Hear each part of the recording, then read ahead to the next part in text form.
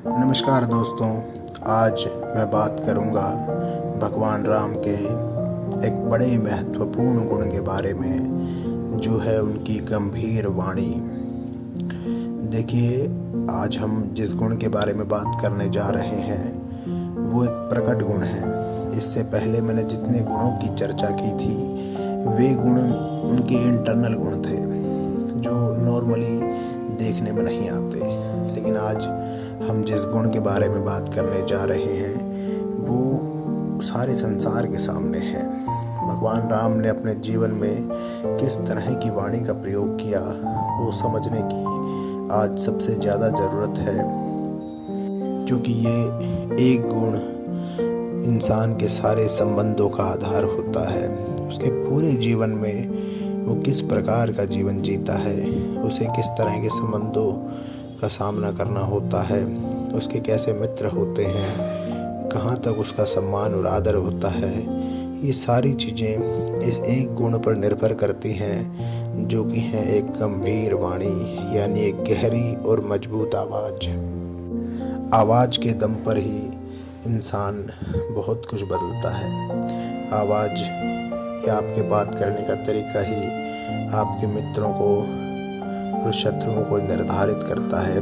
कई बार हम आवाज़ के या बातों के मिसयूज़ के जरिए मित्रों को शत्रु बना देते हैं, और कई बार इसी आवाज़ के दम पर हम शत्रुओं को मित्र बना लेते हैं। इसी आवाज़ के दम पर आज की दुनिया में लोग पूरे देश पर राज्य करते हैं। लोकतंत्र में ये आवाज़ ही है जो हज़ारों लोगों को आपके साथ कर देती है और आप सत्ता के शीर्ष पदों पर जाकर बैठते हैं। इस आवाज़ का महत्व इतना अधिक है कि किसी भी और चीज़ की तुलना इससे संभव नहीं। आज जो गुण है वो बड़ा महत्वपूर्ण है, तो इस पर मैं बड़ी विस्तार से चर्चा करना चाहता हूँ। देखिए, पहले हम कुछ इंस्टेंस या उदाहरण भगवान राम के जीवन से ले लेते हैं। उसके बाद हम इस पर आगे चर्चा करेंगे कि हम अपनी आवाज़ को कैसे गंभीर बनाएं, और मैं आखिरी में कुछ ट्रिक्स भी आपको बताऊंगा कि जिसके ज़रिए आप बड़ी जल्दी अपनी आवाज़ में गंभीरता ले आएंगे। शुरुआत फिर से हम सीता स्वयंवर से करते हैं। भगवान राम ने धनुष तोड़ दिया है और अचानक से परशुराम जी क्रोध से फड़फड़ाते हुए वहाँ पर आ गए। परशुराम जी को जान लीजिए कि उनका वर्चस्व कुछ ऐसा था उस समय कि चारों तरफ लोग भयभीत हो गए। जनक महाराज भी चिंता में हो गए और किसी को भी ये नहीं पता था कि अब कुछ ही पलों में यहाँ पर क्या हो जाए, कितने लोग मारे जाएं, कितना कुछ हो जाए, कितना खून खराबा हो जाए। लेकिन भगवान राम ने वहाँ पर शस्त्रों का प्रयोग नहीं किया, बल्कि अपनी वाणी से ही परशुराम का क्रोध शांत कर दिया। और वो परशुराम जी जिनसे सब भयभीत थे, अचानक श्री राम के चरणों में गिरने को तैयार हो गए। ऐसा लगा कि परशुराम को ये क्या हो गया। भगवान परशुराम जिनका क्रोध से सब कांपते हैं, वो श्री राम से इतने मधुर बन गए, इतने मीठे बन गए। तो देखिए, एक तरफ राम ने इतना बड़ा धनुष तोड़ दिया था, उसके बाद उस धनुष के स्वामी को इस तरह मधुरता से जीत लिया। इसके बाद भी अनेक उदाहरण हैं। अगर मैं चर्चा करना शुरू करूंगा तो शायद ये वीडियो बहुत लंबी हो जाएगी। मैं एक और उदाहरण पेश करता हूँ आपके सामने। भगवान राम जब वानरों से मिलने के लिए पहुँचे तो उनका पहल सामना हनुमान जी से हुआ। हनुमान जी जो एक वानर थे, लेकिन ब्राह्मण का रूप धरकर उनके सामने उनकी सच्चाई असलियत जानने के लिए आए, और प्रभु राम की बातों से वे इतने प्रेम मुग्ध हो गए कि सदैव के लिए उनके भक्त बन गए और सदैव के लिए उनके सेवक बन गए। यहाँ पर ध्यान देने की बात यह है कि लक्ष्मण का श्री राम के साथ होते हुए भी हनुमान जी से वहाँ झगड़ा हो सकता था, लेकिन श्री राम ने फिर अपनी मधुर वाणी से हनुमान जी के हृदय को जीत लिया। उसके बाद उन्होंने सभी वानरों का, सुग्रीव का, जामवंत का हृदय इस तरह जीता कि वे सब सदैव के लिए उनके भक्त बन गए।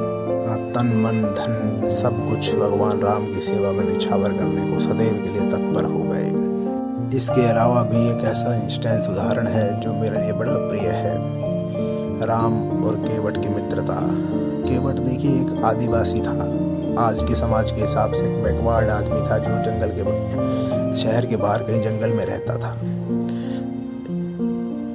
उससे भी राम की मित्रता हो गई। वो भी श्री राम की बातों से मोहित हो गया। गुहू को उन्होंने सदैव गले लगाया। वो उनके लिए सदैव प्राण न्यौछावर करने के लिए तत्पर रहता था।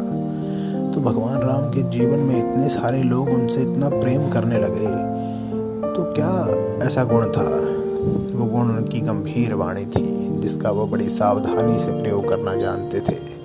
शस्त्रों का प्रयोग तो उन्होंने बहुत कम किया। जैसे आज के समाज में भी हम और चीज़ों का प्रयोग कम करते हैं, लेकिन वाणी हमारी हमेशा साथ चलती है। सुबह उठकर मुंह खोलकर पहली बात करने से आखिरी बात करने तक हमारी वाणी ही हमारे सारे संबंधों को नियंत्रित करती है। तो हम अब ये गंभीर वाणी क्यों ना बनाएं? क्यों ना हम इसका अभ्यास करें कि हमारी वाणी इस तरह की हो कि हम लोगों का हृदय जीत लें, हमारे बहुत सारे अच्छे संबंध हो, हमारे परिवार में, हमारे भाइयों में और पड़ोस में हमारे अच्छे संबंध हो। देखिए, भगवान राम ने तो किस किस कल्चर के लोगों से मुलाकात की। वे उत्तर भारत से चले थे और श्रीलंका तक गए थे। रास्ते में क्या उनको दूसरी भाषा में बात करने वाले लोग नहीं मिले होंगे? क्या दूसरे कल्चर के लोग नहीं मिले होंगे? सब मिले, लेकिन जो मिला वही उनका होता चला गया। ये वाणी का कमाल था। और श्री राम से सबसे महत्वपूर्ण शिक्षाओं में सीखने को जो मिलता है वो ये गंभीर वाणी ही होती है।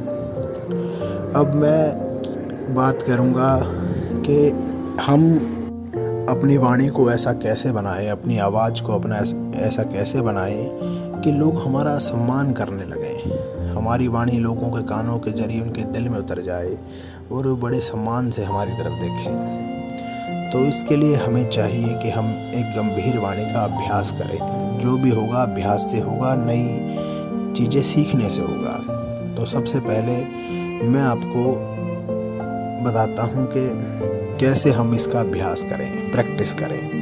एक दो ट्रिक्स आपको बताने जा रहा हूँ, उन पर ध्यान दीजिएगा और उनको अप्लाई करके देखिएगा। आपको अपफ्रंट साथ साथ उसका लाभ मिलना, फ़ायदा मिलना शुरू हो जाएगा। देखिए, पिछले वीडियो में मैंने ब्रीदिंग सिस्टम की बात की थी। वो मैंने इसीलिए अलग से की थी कि उसका बड़ा महत्व रहेगा आगे तक।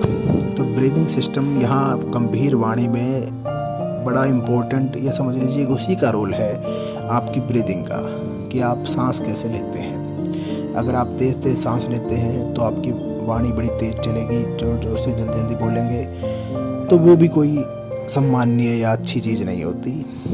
अगर तेज़ चलेगी तो लोग बड़ा तेज़ बोलते हैं कुछ लोग, तो उससे भी कोई फ़ायदा नहीं होता।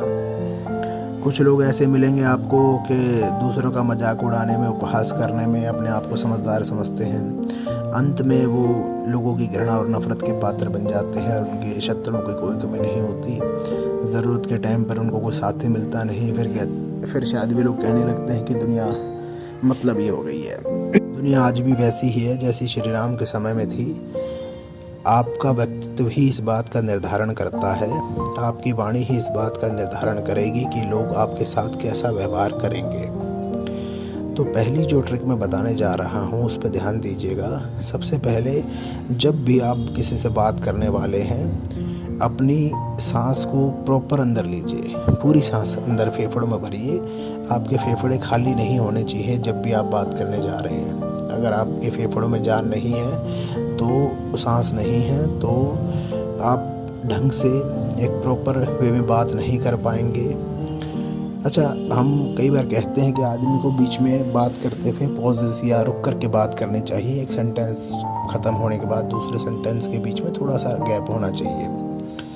अगर आप प्रॉपर ब्रीदिंग कर रहे हैं और आपके फेफड़े प्रॉपर भरे जा रहे हैं, तो आपका वो पॉजेस अपने आप आ जाएंगे, आपको ज़रूरत नहीं पड़ेगी। तो इस ट्रिक को आजमाइएगा। प्रॉपर ब्रीदिंग कीजिए। जब भी आप किसी से बात करने जा रहे हैं, पहले प्रॉपर सांस ले लीजिए, उसके बाद अपना बात शुरू कीजिए। तो आप देखेंगे कि आप बड़ी गहरी, बड़ी एक दबंग आवाज़ में बात कर पाएंगे और सामने किसी को बुरा भी नहीं लगेगा। एक चीज़ ये हो गई। दूसरा जो चीज़ ध्यान देने की होती है बात करते समय, वो ये है कि आपका जब बात करेंगे तो मोस्टली हम गले से बात करते हैं, पर गले से बात करने की ज़रूरत नहीं है। बात करते समय आपके पेट के ऊपर असर आना चाहिए, आपके पेट में फील आना चाहिए कि आपने कुछ बात की है। गले तक अगर आप बात करेंगे तो बात जैसी होगी ही नहीं। अगर आपकी वाणी गंभीर होगी तो वो तभी हो सकती है जब आपके पेट तक उसमें फीलिंग आ रही है या पेट से आपकी आवाज़ निकल रही है, यानी आपका पूरा डायफ्राम यूज़ हो रहा है बात करते समय। इन 2 ट्रिक्स को आप आजमा करके देखिए, बड़ी जल्दी आपकी आवाज़ गहरी और मजबूत होने लगेगी और धीरे धीरे आपकी हैबिट हो जाएगी। फिर आप जल्दबाजी में बोल भी नहीं पाएंगे, आप बड़े इत्मीनान से बोला करेंगे और आपकी वाणी का फिर असर देखिएगा लोगों पर कैसा होता है। मेरी बात का यकीन जानिए, लोग आपकी बातों को बड़े ध्यान से सुनेंगे और बड़े सम्मान से आपकी तरफ देखा भी करेंगे। जल्दी से बोलने की तो कभी किसी को कोई ज़रूरत है ही नहीं। अब एक प्रैक्टिस आप और कर सकते हैं। अगर आप सीरियस हैं अपनी आवाज़ को लेकर के, अपनी आवाज़ में गंभीरता लाने को लेकर के, तो आप अपनी आवाज़ को रिकॉर्ड कीजिए। मान लीजिए फ़ोन पे बात कर रहे हैं तो मोस्टली फ़ोनों में आजकल रिकॉर्डर होते हैं। आवाज़ को रिकॉर्ड करके उसको बाद में सुन के देखिए कि क्या आप normal up to the mark बात कर रहे हैं या आपको जल्दबाजी में या उपहास में या कि कुछ इस तरह की बात कर रहे थे। देखिए, उपहास करना, बहुत ज़्यादा मजाक करना भी इंसान को सम्मान नहीं दिलवाता है, इसलिए इस बारे में भी सावधान रहिए कि आप बहुत ज़्यादा मजाकिया से प्रूफ ना हो। सदैव गंभीर आदमी की तरह दिखाई दें, तभी संसार आपका सम्मान करना सीखेगा। नॉर्मल अगर किसी से बातचीत है तो भी अपने फ़ोन का रिकॉर्डर ऑन कर सकते हैं। इसलिए नहीं कि किसी की बात रिकॉर्ड करनी है, इसलिए कि आपको बाद में वो सुन करके सेल्फ इम्प्रूवमेंट करनी है। और जो लोग मेरे सेल्स के लोग हैं, जो जिनका काम ही बात करना है, तो उन लोगों के लिए ये ट्रिक्स बहुत फ़ायदेमंद साबित होंगी। तो जब भी, जहाँ तक भी आप तक ये बात पहुँचे, तो आप ज़रूर मेरी बताई हुई चीज़ों का, बताई हुई ट्रिक्स का अभ्यास कीजिएगा, प्रैक्टिस कीजिएगा। और कोई भी आपका प्रश्न इस बारे में उठता है तो आप ज़रूर कमेंट बॉक्स में लिख के मुझसे पूछें। जय श्री राम।